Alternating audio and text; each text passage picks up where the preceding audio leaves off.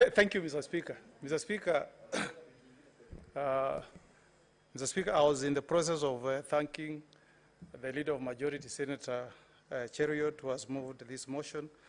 And of course, on the minority side, I want to thank our leaders, led by Leader of Minority, our whip, and the deputy whip, and deputy majority, the deputy leader of majority. Mr. Speaker, I want to go on record that when this motion was on the floor yesterday, this side did request that we have an informal discussion, which we did, and we did make a number of recommendations, but which unfortunately, either because of the wisdom of our leaders, have not found the recommendations that we made have not been incorporated, Mr. Speaker. And one of them, Mr. Speaker, was a proposal that our senior counsel, Professor Ugenda, a very respected lawyer, a former president of Law Society of Kenya, former president of the East Africa Law Society, former LSK representative in the Judicial Service Commission, a distinguished professor of law, Mr. Speaker, that he should have found his name as a nominee in the Committee of Justice, Legal Affairs and Human Rights. Mr. Speaker, I saw the initial list, had the name of Professor Tom Ugenda, but some miracle has happened, and what has been read to us, Mr. Speaker, did not have the name of Professor Ugenda. Mr. Speaker, when you have leadership, you need to be magnanimous, you need to put service ahead of personal interests. And the Senator Cheruiyot, leader of majority, you will go far because you have demonstrated that you are magnanimous. I've gone through the members serving in committees, and you have not allocated yourself even one committee. I also want to thank the side of majority, because going to the sessional committees, none of the senators in leadership have taken up committees on any sessional committee membership. That is magnanimous. But on this side, the side that should be leading with example, Mr. Speaker, our leaders have allocated themselves membership in all the sessional committees. Shame on us. Shame on us. Mr. Speaker, I cannot understand a situation, Mr. Speaker, where yesterday a senator representing a very special constituency of disability, made a passionate plea that she be given membership in the Committee of ICT. She has been excluded, Mr. Speaker. She has been excluded. It's a shame, Mr. Speaker. I've served in this Senate. I was here for 5 years, Mr. Speaker. When I was appointed chair of the Committee of Justice, Legal Affairs and Human Rights, Mr. Speaker, I had to seek membership of the Committee of Delegated Legislation because I could not get time, Mr. Speaker, to serve in 3 committees, Mr. Speaker. But what I'm saying here, Mr. Speaker, and with tremendous respect to those in leadership, distinguished senators, Mr. Speaker, is a situation, Mr. Speaker, where somebody is in the leadership, but they still want to serve in 4 other committees. What are we trying to show, Mr. Speaker? Leadership is not about you being greedy, Mr. Speaker. Leadership is about you giving opportunities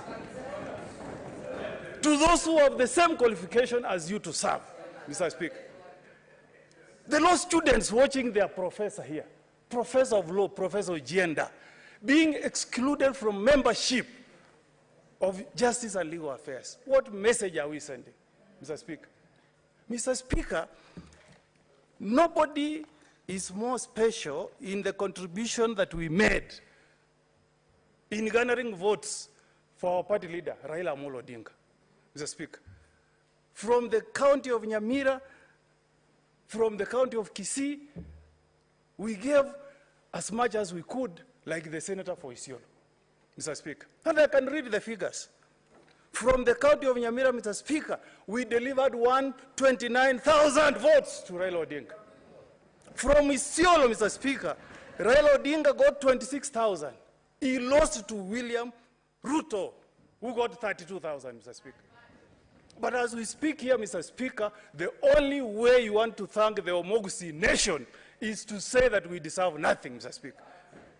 Don't we have capacity to learn, Mr. Speaker? Even in the county of Kisii, where William Samoei Ruto got 134,000 votes, against Raila Odinga at 263,000, he has rewarded the Omogusi nation with the seat of whip in the National Assembly. Because you must have regional balance. You must have fairness, Mr. Speaker. And we must speak these things because an injustice anywhere should never be tolerated, Mr. Speaker. Where is justice, Mr. Speaker, when the names that have been read today, Mr. Speaker, the next person in leadership also is in 5 committees, Mr. Speaker. And I want to thank the senator for Kitui. You are a great man, Senator Wambua. You are magnanimous, and you will go far. He has only elected to serve in 2 committees. That is leadership. That is magnanimous. Mr. Speaker, how, Mr. Speaker, can the senator for makwiny, a distinguished ranking member of parliament, serving his 3rd term, Mr. Speaker, has only been given membership in 1 standing committee? Can you imagine? A senator serving his 3rd term, whereas somebody else is taking 4 committees, Mr. Speaker. This is not the way to go, Mr. Speaker. And I'm telling you, Mr. Speaker, this idea of trying to fight people, we have tried it on this side, and we have failed terribly, Mr. Speaker. William Ruto was a member of ODM, Mr. Speaker. He was a member of ODM. He was mistreated. He left, went to church, prayed. He is now the president of the Republic of Kenya. In the last parliament, Mr. Speaker, we joined hands here to sack one of the best speakers, Senator for Tharaka Nithi, Kithure Kindiki.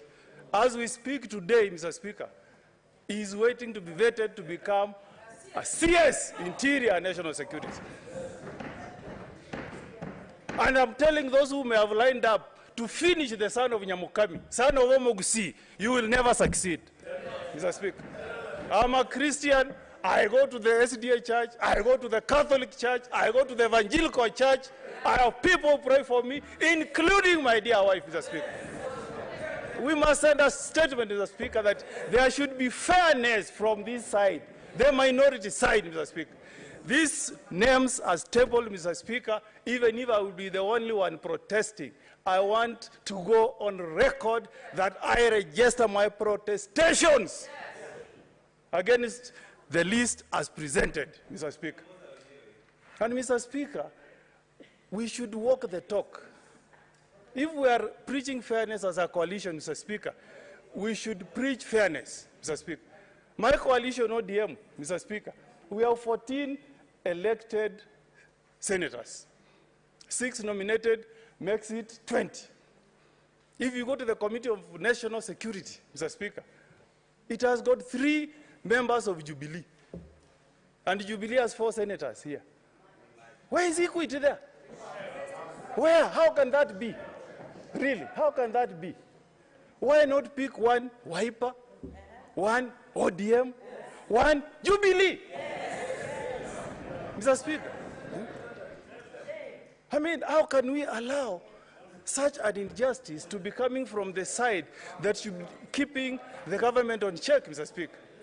On sessional committees, Senator Mwaruma here, Mr. Speaker, has made us a passionate plea that because of institutional memory, he should be included in the sessional committee of CPAC.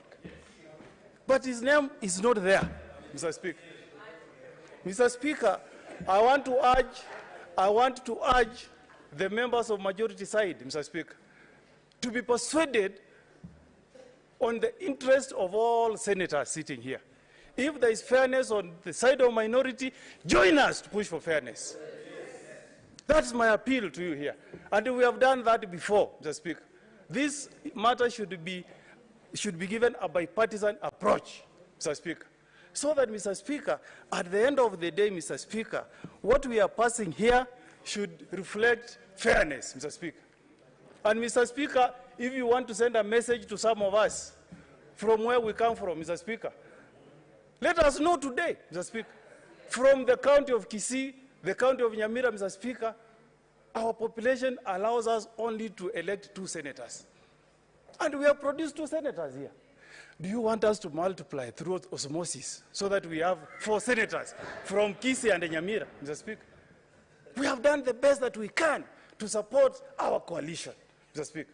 And in return, Mr. Speaker, we want to be treated fairly, Mr. Speaker. I want to see, Mr. Speaker, if the leader of minority from the other side is from my neighboring county of Siaya, if the whip is from my neighboring county of Migori, I want to also see that the people of Nyamira, people of Kisii, are also acknowledged.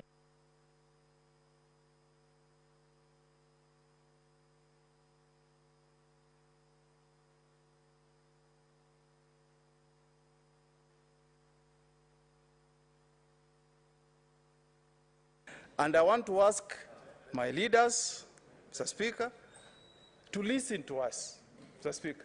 When we have failed to listen before, the results have been disastrous, Mr. Speaker. When we have refused to listen before, the results have been disastrous. Mr. Speaker, I was in this house. Mr. Speaker. Mr. Speaker.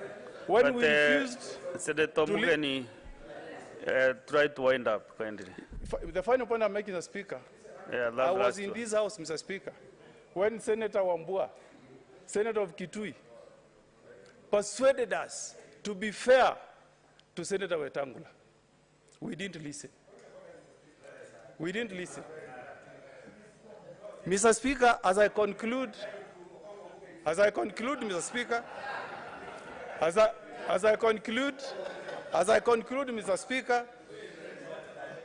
I conclude, Mr. Speaker, I'm requesting, Mr. Speaker, that this House rejects these names. We go back, we adjourn, go to Kamkuji, Mr. Speaker. Our leaders listen to us. We present a list that is fair to all of us, Mr. Speaker, and that will give time to senators to discharge their functions, Mr. Speaker. So I reject, Mr. Speaker. Okay, as you sit down, Senator Omugeni, Okongo Mugeni, you know, you have mentioned several leaders here who will go far. Now, as you sit down also, maybe I think today you are guided by the Holy Spirit himself. Can you also mention others, including the Kaduri Murongi, whether you go far? Because maybe...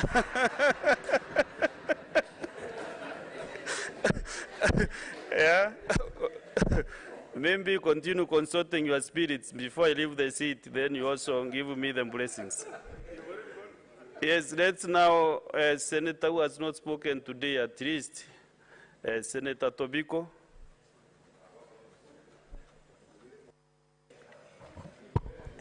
Thank you, Mr. Speaker. Mr. Speaker, I rise to support the motion. And Mr. Speaker, also appreciate the House leadership on the good job that they have done